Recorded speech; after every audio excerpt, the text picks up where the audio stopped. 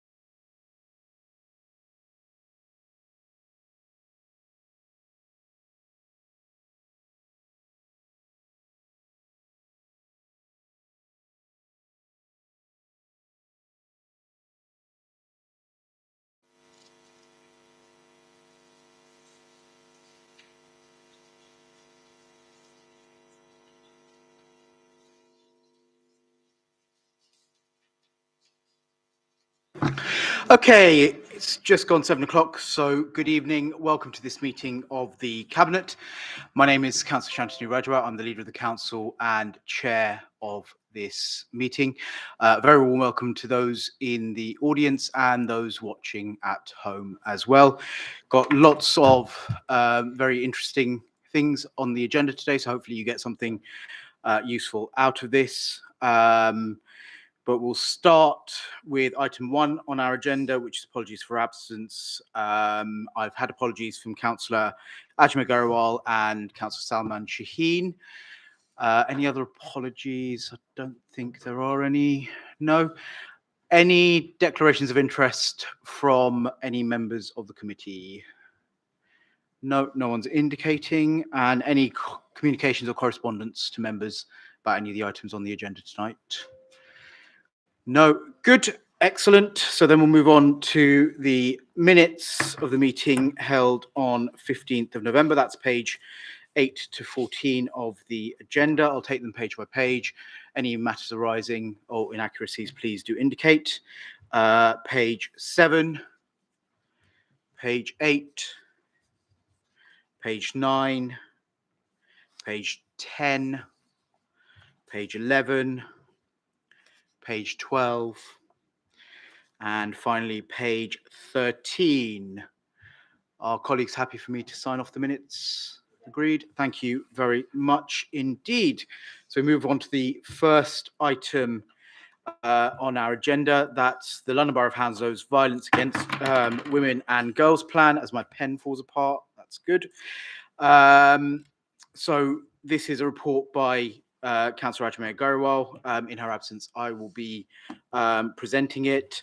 It's a really, really good report, and it really signifies our commitment in this really, really important area. And you'll note that all colleagues around the table this evening are wearing a white ribbon for that reason as well. So the violence against, so what Cabinet are asked for is to consider this plan and also the nomination of me as the leader of the council and most senior male member of the council as a white ribbon ambassador for Hounslow. The plan will support delivery of the Reducing Violence Against Women and Girls, part of a Safer Hounslow priority, which was in our corporate plan 21 to 24, and the borough's Safer Community Strategy 21 to 24. So what is the plan? As we will all agree around the table, I'm sure all forms of violence against women and girls crimes are substantially underreported, making it difficult to assess the true scale of this problem, but we know it does exist. The importance of addressing violence against women and girls is recognised internationally, nationally and regionally as a priority area of work. Hounslow Council launched its first violence against women and girls strategy in 2012, and I seem to recall, Councillor Sampson, you really led on that and really championed it, and has continued to lead on its commitment to tackling the devastating effects of violence. The council currently has a designated violence against women and girls officer who is responsible for coordinating the development and implementation of the borough's violence against women and girls plan. Why we need this plan? It's a gender-specific plan that addresses the impact of violence, such as the tragic death of local women Purna Sivraj and her 3-year-old son Kailash in 2020, and Myra Zulfikar in 2021. We also need to address groups who feel additional barriers because of who they are or where they come from. A consultation in March 2022 explored the voices of 140 local residents, partners, and survivors. Emphasis was placed on increasing trust and confidence in reporting forms of violence and abuse, more targeted work on perpetrators, and a greater commitment to developing better and more efficient multi-agency partnerships. So how will we tackle forms of violence and abuse against women and girls? Over the next 3 years, we will focus on the following priorities. So priority 1 is the victims, survivors, and their children, and making sure that they receive the right help. Priority 2, working together to stop violence against women and girls. And priority 3, taking action against the perpetrators. We renew our commitment to the White Ribbon campaign to foster a culture of respect towards women and girls. And Houser Council will implement the White Ribbon Action Plan to demonstrate its long-term commitment to true change. Sorry, that's a mouthful. And actually, I was in a judging panel around healthy relationships, a competition that we ran with local schools, and the winner of that was a young boy. I think he was only 6 years old. And actually, I was really struck by the messaging on there around healthy relationships. And it was a real testament to the work that schools are doing in this area as well, and the positive message that's going out.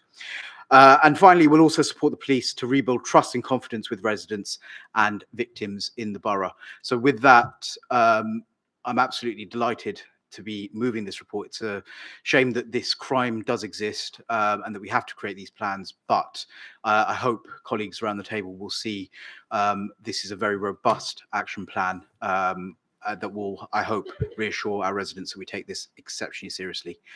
So I formally move it. I wonder, Councillor Sampson, if you wouldn't mind seconding it, if you like. Yes, thank you, Leader. Yes, it's a massive piece of work that the council has delivered on since 2012. We won the White Ribbon. We were listed as the White Ribbon borough in 2015, and we've gone from strength to strength in recognising and delivering against our objectives in this area. But no, it's an excellent piece of work, and I'm glad to see that it's still, at the forefront of the council's agenda. Thank you, Councillor Sampson, who's formally seconded it. It's now open for debate and discussion. Councillor Dunn. Thank you, Leader. Yes, I'm really pleased to be a member in a borough that takes this issue so seriously.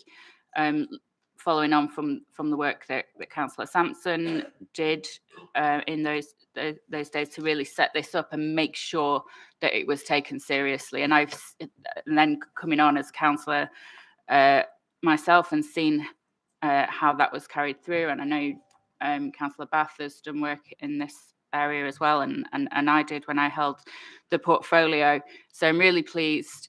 What I will say is, we've got some great officers and we've got some great work in this area, and this is a signal as to how seriously we take it. It does, of course, rely on those strong partnerships with the police as well.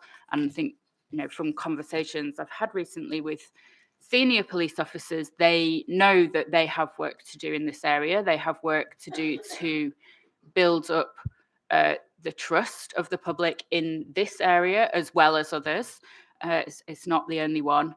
And we're absolutely dedicated to working with them to ensure that they do that and that happens, recognising that they have got quite a tough job to do there. But it's absolutely imperative. As a borough, we recognise that that violence against women and girls is a structural issue in which the perpetrators are overwhelmingly male. We have programmes that work with perpetrators. Our absolute number one priority, as the leader has said, is supporting the victims of these sorts of crimes. We recognise all sorts of different types of violence against women and girls: sexual violence, domestic violence, prostitution, and female genital mutilation. And so we have lots of work to do in all these areas.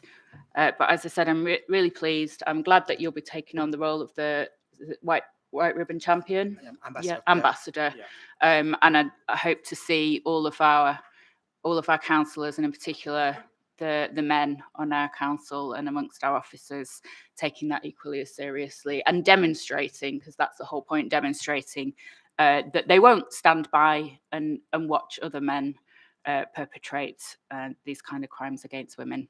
So thank you very much. Thank you, Councillor Dunn. Anyone else? Councillor Bath. Yeah, thank you, Leader. Yeah, absolutely applaud this work. It's fantastic. And I just want to say that we've moved quite a long way as a council in terms of raising awareness on this issue. I remember back when I first became a councillor, I think one of my very first pieces of casework was actually a woman who was subjected to modern slavery. And it was a really difficult at that time to get the right kind of support around, but also it was quite difficult to sort of understand it because it's quite invisible and actually understand and detect it. So I think we've come a huge way since then, obviously reading through the report and all the different kinds of strands of work that we're doing. But I'm really pleased that we are able to focus and think widely about all the different kinds of abuse that takes place, whether it is female genital mutilation or modern slavery. And I think it's even more pertinent now, given that the time that we are living in and the pressures that people are facing. So absolutely pleased to see this. Of course, there's always huge amount of work to do, but I'm a great believer in raising awareness because I think that's the very first step, and I think we've done that really well over the years. We constantly build on it. So I'm really proud of this, and thanks to Ajmer for bringing something really quite important here, but really building on it, and hopefully we'll be strong and stronger. But great report, thank you. Thank you, Councillor Bath. Councillor Bruce. Yeah, I mean, echo all the words that have been said already, and to say I'm really delighted also that we're renewing our commitment to the White Ribbon campaign. There's been some fantastic work over the last 10 years. One of the most important things is raising the profile of this issue. We know there is still work to do. It's not a done thing. It's not 10 years and sorted. It is 10 years and continuing on, which is obviously disappointing that we haven't ended it, but we know that we have high ambitions for what we can achieve in this borough, and that's something that we're looking to we're going to reduce as much as possible. I am the father of 3 daughters, and it is quite clearly something that has concerned me more, from a very personal aspect. They're very young at the moment, but thinking about, them in the next 10 to 15 years and them growing up in a society where this is a thing is obviously concerning. What does fill me with hope is, going back to the words that you used earlier, Leader, were about the work that our schools are doing, and some of our young people are, well, equally, if not actually better than many of us sitting around this table about talking about this and about healthy relationships. And my 7-year-old is able to do that in an age-appropriate way, understanding what is appropriate as a relationship, what isn't, and what she should be looking out for. So while it is concerning, and while it's sad that these things, obviously sad that these things still carry on, I am hopeful for the future of this borough and our young people because of, and I don't give credit to the DFE at the moment very much, but I'm going to give credit to them today for this, introducing new curriculum around relationships. And I think both in primary and secondary school, and I think that's a really good way that our young people have been able to understand how this affects them and the role that they play. So for my daughters, but also for young men, because it is, as has been said, it is men who are most likely to commit these acts, and we need to all play our part in making sure that they stop. So absolutely endorse everything that is in this report. Thank you, Councillor Bruce. Councillor Thompson, welcome. Thank you. Apologies for lateness. Combination of your colleagues who are on strike and the security people downstairs not realising it's a public meeting and they won't let me in. Anyway, what I'm about to say is in no way a slight or to sort of lessen the importance of this document, so suitably as appropriately. I spent all day with our Year 11s doing a sort of workshop sessions on dignity. And one of the sessions we were doing was on this very topic. I teach in a mixed school. I share totally Councillor Bruce's concerns and, as I say, thankfulness almost that we've been forced as educators to get into this area by the DFE. As I say, I don't often praise myself, but it's good work. What I'd like to see, again, is just to part of this idea moving forward. I think ultimately it would be good if at some stage in the future, alongside this, say, it really is important work that we're doing, that we have almost like a parallel stream that we do have to ponder, I think, about the issue of domestic violence against men. Again, I was just very conscious, one of my colleagues was reminding me that 1/3 of all victims of domestic violence are men.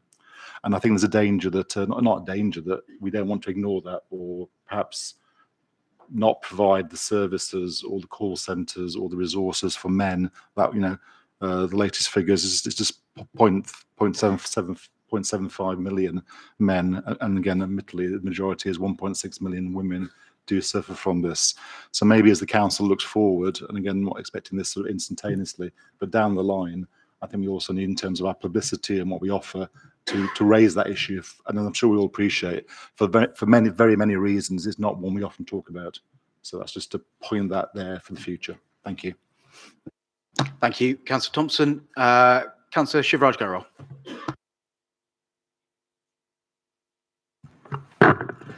I totally support this report, and I absolutely condemned violence against women, and very proud that as a council we are taking this issue very seriously, and well done. I would say that. Thank you. Thank you very much. Is there anyone else that wishes to speak? No, I can't see anyone else. Okay, so the recommendations on page 14 are to approve the plan as contained in Appendix A, and also to approve the nomination of me as leader of the council as the lead White Ribbon ambassador, obviously acknowledging that it's not just about me, it's about all of us, as well as has been said. Can I see all those that can vote in favour? That's unanimous. Thank you very much. That is carried. Good. We then move on to agenda item 4, the Childcare Sufficiency Annual Report 21-22. And I hand over to Councillor Lily Bath. Thank you, Leader. So every year, the Cabinet member for this area brings a report to Cabinet to show how we are meeting our statutory duties in terms of childcare places in the borough. So all local authorities are required to do this, and this report is here to show you what's happening across the borough in terms of childcare places and whether we are meeting our statutory duty.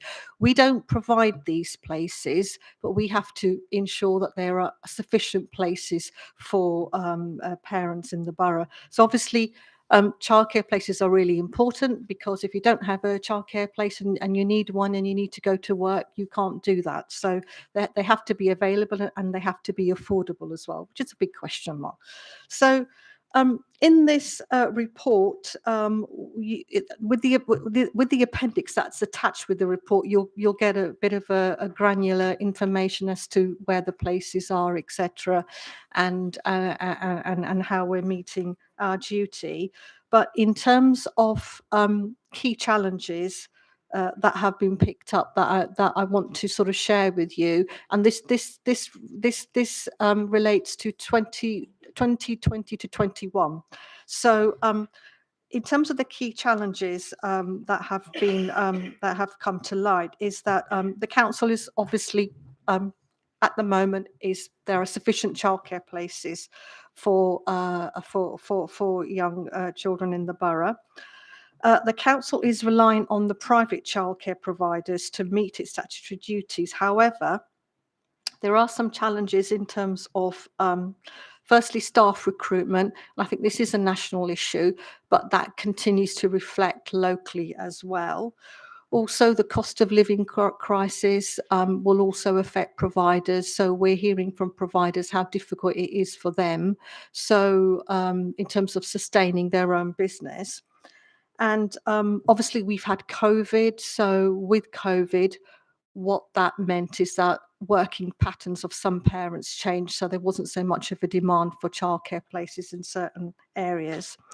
And the actual childcare places that are funded for 2 to 3 year olds disadvantaged are actually covered by funding from, so we get funding from the department, the DFE, and then we deliver that funding and we pass it on to the providers to ensure that those that are entitled to 2 to 3 and 4 year olds and 2 year olds disadvantaged receive that funding.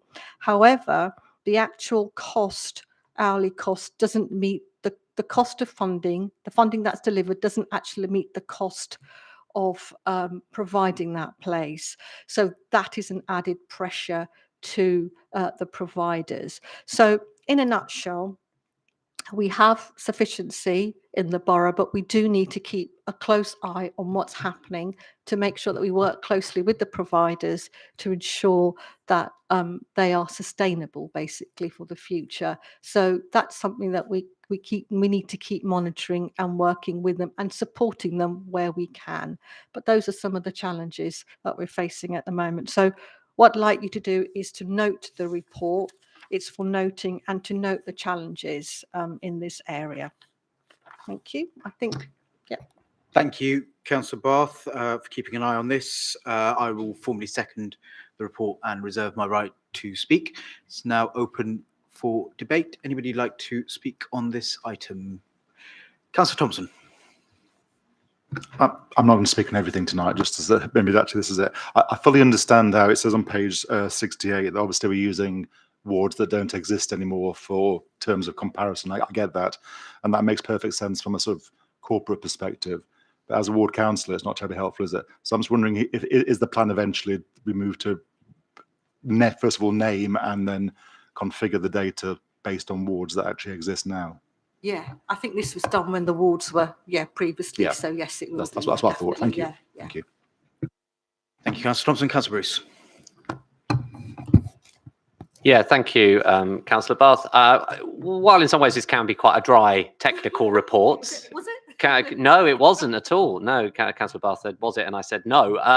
It can be seen that way, but it is a fundamentally important part of the services that are needed to be provided. Councillor Bath made the point that it's not all council provided services, but the services that need to be provided in this borough. We, all of us, want successful young people. We want successful job opportunities for our workforce.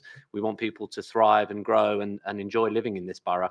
And one of the strategically key aspects to that is ensuring that childcare is provided for the young people that are not of school age. Not having that means that there will be an enormous knock-on effect to the rest of the activities in the borough. It is a very concerning area. I mean, the costs that I know from holding this portfolio previously and talking to the early years and childcare providers, costs are high and are only increasing at the moment with everything that's going on.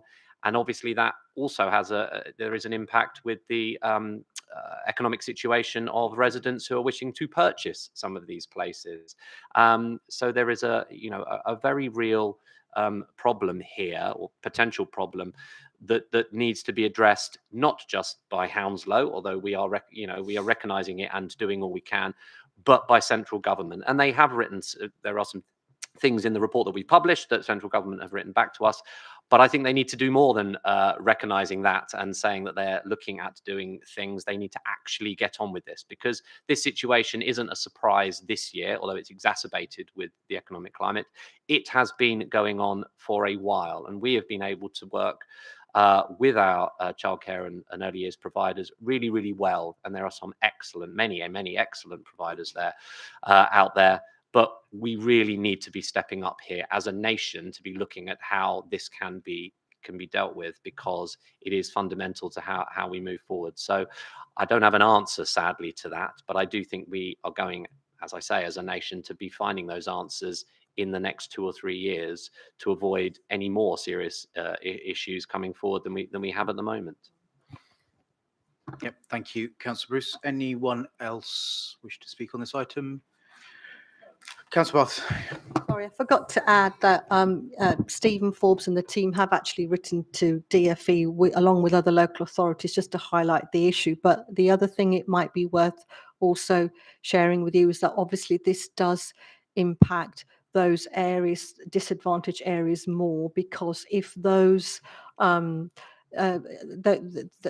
those providers won't be able to increase they won't be able to charge or pass on the extra costs to people who can't afford to. So that is a bit of a worry. But yes, I think there is some kind of consultation. I don't know, Stephen might know more about this. There is some consultation at the moment about early years funding, isn't it? But I don't think we know very much at the moment in terms of what that is going to be. But that we are highlighting this challenge across London. Yeah. Thanks.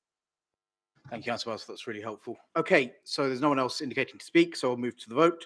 On this, the recommendations are on page 57. 1, to note the report, and 2, to approve the annual report for publication on the council website. Can I see all those in favour, please? That is unanimous. That's carried. Thank you very much. We now move on to agenda item 5. That's Chiswick House Conservatory Capital Repairs, page 137 to 146. Councillor Shivraj Garwal, over to you. Thank you, Mr. Chair. The Cabinet report sets out the proposal to work with Chiswick House and Gardens Trust to renovate the conservatory. The Cabinet is asked to approve the following recommendations. Number 1 is note the research, investigation, and holding repairs on the conservatory located within the grounds of Chiswick House, a historic Grade 1 building. Is a state in Chiswick that the Chiswick House and Garden Trust have undertaken. Number 2, approve the inception of partnership project and board to develop a full technical brief to renovate the conservatory and to support major project funding applications to external funders. Number 3, allocate budget to 423,000 to be funded from the new homes bonus reserved to resource development project. Phase of the project, approve the making of external funding application to support the project. Authorize the Executive Director of Environment, Culture and Customer Services to make operational decisions flowing directly from this report. The grounds and the building in the grounds of Chiswick House are owned by London Borough of Hounslow, and LBH has a legal duty to maintain a listed building, and I would request that it be approved. Thank you. Thank you, Councillor Garwal. I'll formally second that and reserve my right to speak. It's now open for discussion and debate. Anybody like to speak on this? Councillor Lambert. Thank you, Leader. Yeah, I just want to say how much I'm in favour of keeping investment going in Chiswick House.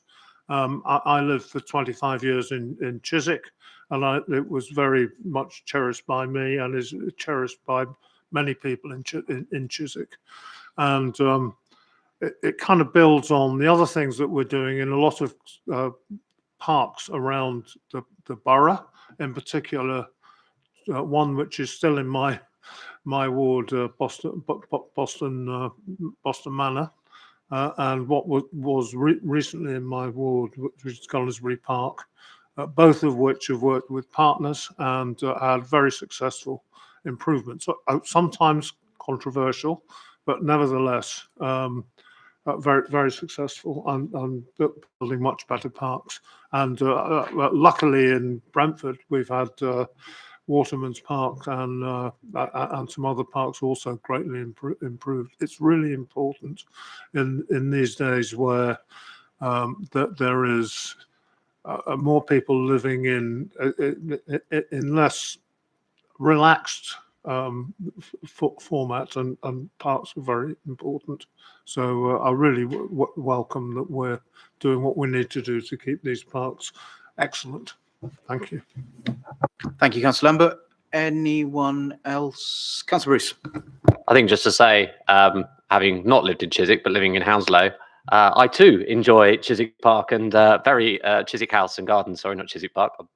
And very much enjoyed travelling across the borough to visit them, and agree very much that these are things that we need to be looking after. I'm very happy to support this in order to maintain its future. Thank you, Councillor Bruce. Yeah, it's absolutely right. I also love Chiswick House and the grounds there, and the conservatory with their camellias and the festival that happens every year there. But there's so much opportunity there within that listed building, and working with partners to make sure that it maintains and can help the house and the gardens maintain themselves is so important. So fully support this. I can't see anyone else indicating on this one. So the recommendations are on page 136. To note the research, approve the partnership board, approve the making of external funding, and authorize the executive director. And there is obviously an exempt appendix at the back, which we can also note as well at the same time. Can I see all of those in favour? That's unanimous. Thank you very much, colleagues. Right, we now move on to, where are we? Item 6, One Hounslow Financial Strategy Update. That's page 147.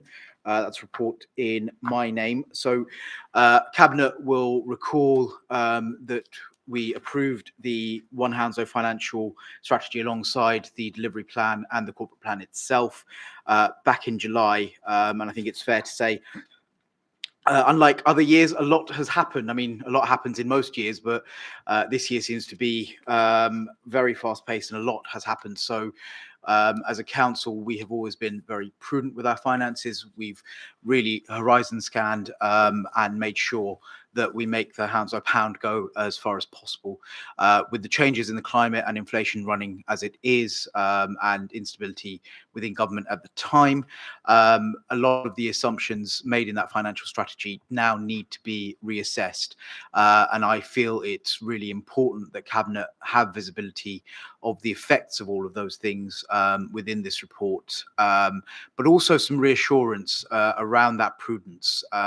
So Cabinet colleagues will know that I've asked them, alongside service directors, to look almost line by line with everything on the table at where we can do more and make our money go further, where we can be more efficient and more lean in what we do, so that we can balance the budget when it comes to February.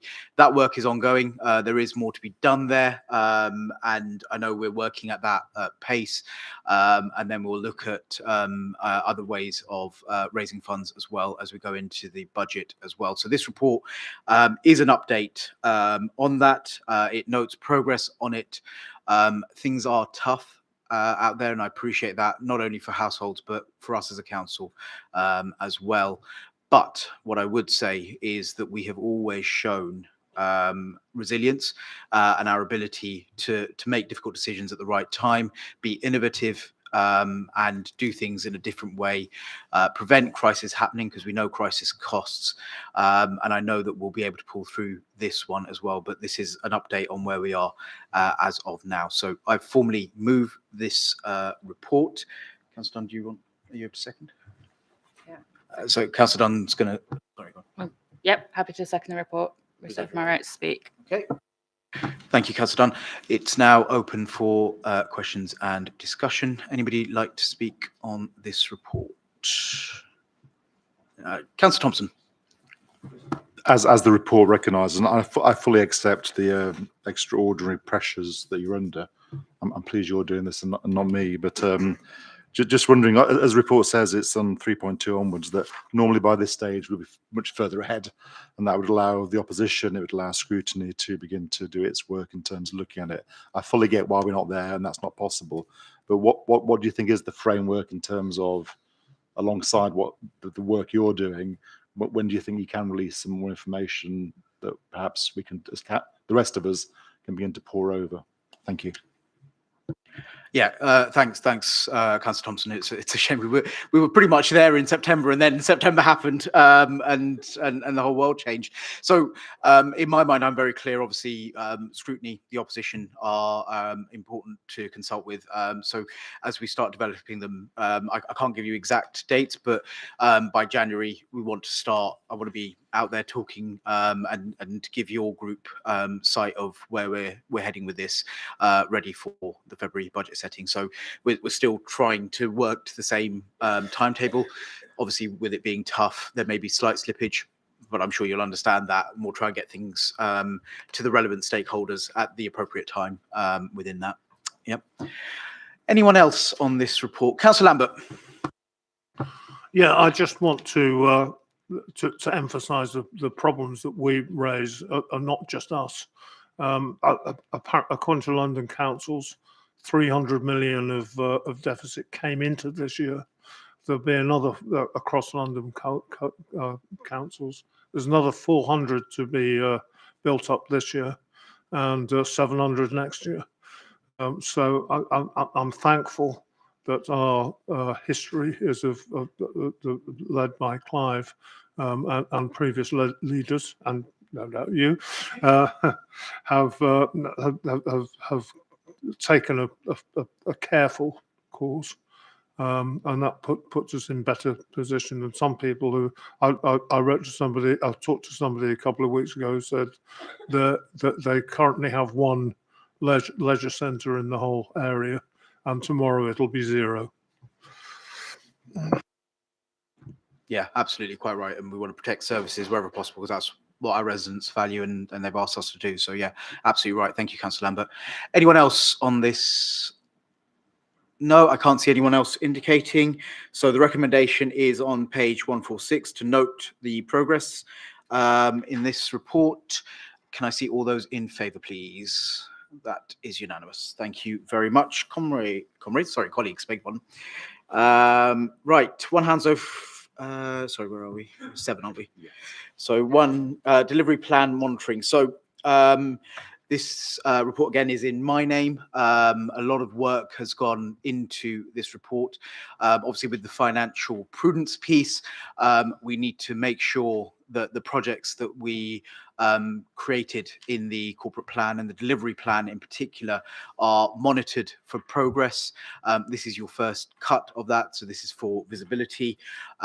It sets out some of those high-level programs and narratives around progress around them, and what we're doing to make sure that they progress at the correct speed with the correct consultation. So this will become a regular report that will go alongside all the reporting that we do as standard, but I think this is quite important because this gives us reassurance that our programme approach to the issues that we face throughout the borough are being dealt with in a systematic way and in a way that is monitored very, very closely for delivery. So I formally move it. Councillor Dunn, are you going to have to second? Yeah, happy to second and reserve my right to speak. Thank you, Councillor Dunn. It's now open for discussion and questions. Any comments or questions on this? No. Anyone? No. 169. Let me just find the recommendations.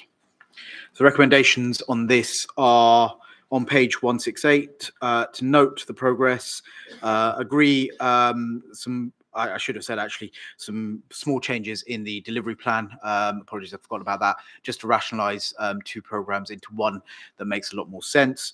And then note progress up to date as set out in Appendix 1. Can I see all of those in favour? That is agreed. Excellent. Then we go to agenda item 8, budget monitoring. That's page 187 of your report. So I'm not going to add too much to what I said just a few moments ago around some of the pressures. It's important that we monitor the budget regularly. This is your period 7 monitoring report, and this sort of lays bare some of those broader issues that were talked about in the earlier report, and highlight some of the work we're doing around trying to bring this all back into line. And as I said just a few moments ago, I'm confident that we'll do it. But this report really, for me, highlights that rigour that we need as a council and as a cabinet in making sure that we are monitoring spend, monitoring efficiency, and making sure we're innovating and preventing problems happening wherever possible. So I formally move the monitoring report. Councillor Dunn, would you second? Yep, happy to second, reserve my right to speak. Excellent, thank you. It's open for questions and discussion. Anybody wish to say anything on this report? Can't see anyone indicating. So there are a number of recommendations in this report, A to K on page 186 and 187. Can I see all of those in favour? That is unanimous. Thank you very much indeed. Agenda item 9 is the Treasury Management Report. So this is an annual report that comes to Cabinet that talks about our Treasury Management activity. and it's an important report, although quite technical in its nature, because it talks about our investments and our borrowing. We have a fantastic treasury management team, again, under Clive, our exec director for finance and resources, that looks at this very, very closely, looks at investments to make sure that we're delivering on our ambitions contained within the corporate plan. I don't want to say too much on it because it's pretty much self-explanatory within the report, but there are no concerns that I wish to report to Cabinet on this report, which I'm happy about. And it also gives an update on the capital, our capital ambitions as well. So I can't find the recommendations. Where are the recommendations? 187. Sorry. No, not 187. 227. Sorry, bear with me, colleagues. 226. I will get there. Yep, got it. So the recommendations, this report will now go on to Borough Council, subject to our agreement tonight, for formal agreement. Can I see all of those in favour?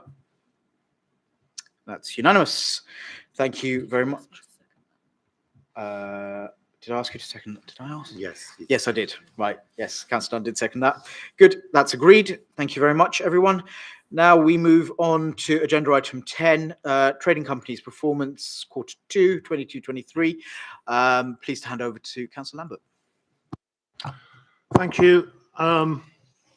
So this is the performance of the Lambton companies in quarter 2 of this year. There's quite a comprehensive and very clear discussion of what's been achieved. The thing which is overhanging the whole performance of Lambton is the losses which are being called up in leisure. The rest of Lambton is breaking even roughly, which is quite a big improvement, and there's some opportunities to improve that. Leisure has got essentially three problems that have come out of, first of all, from a rather sad history. The sad history was a lot of people left because they were busy having COVID or worrying about it, and the state of the leisure centres when we took them back into our management were in some cases in very poor state. However, we have a new company, very enthusiastic. We have people being paid the London wage rather than starvation wage, which are what them were being paid before. But there are three fundamental problems with the finances in leisure. One is there are actually more members than we budgeted for, but they're paying less. So that's one issue. Another issue is in the past we had the halls let out largely to things like the NHS and other sort of largest organisations, and it's very hard to find those now. So there's a 700k hole in the numbers because of that. And finally, we've got a lot of swimming pools. Swimming pools need to be heated, and heating pools is always expensive, and it's now a lot more expensive, despite the efforts that we're making with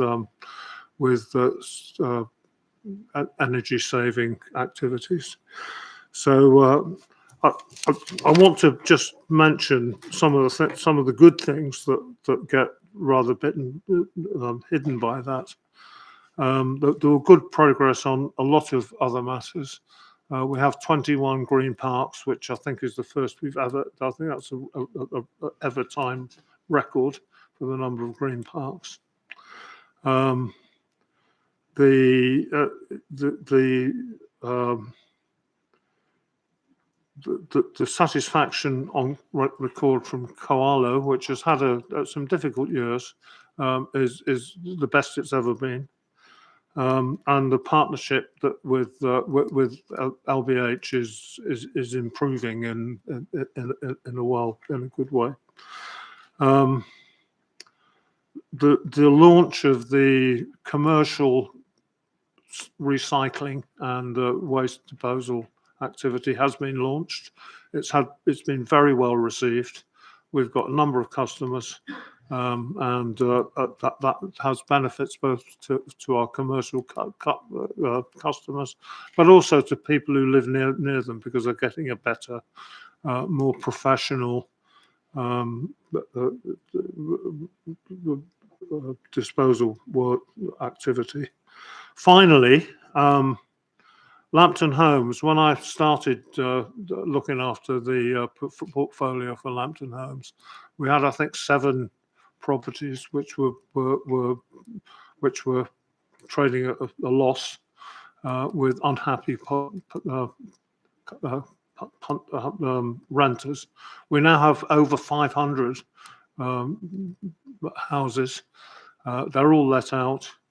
That virtually all of them are let out to people who would otherwise be paying living either in temporary accommodation or waiting on the list, or both. That's a real success story that we don't talk enough about. It's made a real business to a lot of people's lives who are living on truly affordable rents and well-managed homes on decent rent arrangements. So that's all I wanted to say. Thanks. Thank you, Councillor Lambert, for that. I'll formally second the report and reserve my right to speak. It's now open for discussion and questions. Anyone? Can't see anyone indicating on this. So the recommendations are to note the Q2 performance. That's on page 237. Can I see all those in favour? Thank you. That is unanimous. Back to you, Councillor Lambert, for agenda item 11 on page 260, the Trading Companies Commissioning 23-24. Thank you. This is rather a sort of technical discussion. This is about the principles of commissioning work from the Lambton companies. It's less a place for developing too much of the work in the companies will be, what they'll be asked to do. It's more about the principles under which that they will operate. Without running through all of them, basically the companies should act in the interest of Hounslow. They should support the local economy. They should be socially and environment responsible. They should support Hounslow objectives, and they should be a responsible employer, and everybody should be properly employed on proper wages. There will be more work done, particularly in the early part of next year, on what we're actually asking them to do and what we're going to commission. And that there will also be a different approach to business planning, which will be reflected in that. So that's where we are. And we're just really, I'll just see what it says here. It says we're agreeing the commissioning principles. So it's not very complicated. Thank you. Thank you, Councillor Lambert. I'll formally second it and reserve my right to speak. It's now open. Any questions, comments on this report?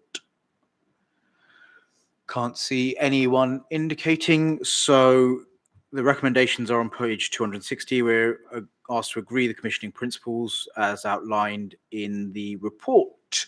Can I see all those in favour? Thank you. That's unanimous. Thank you very much. That's good.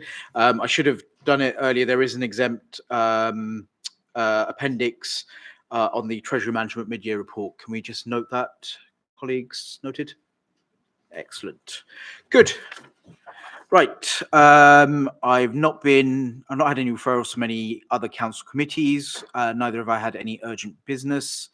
Date of the next meeting is Tuesday, the 17th of January from 7 p.m.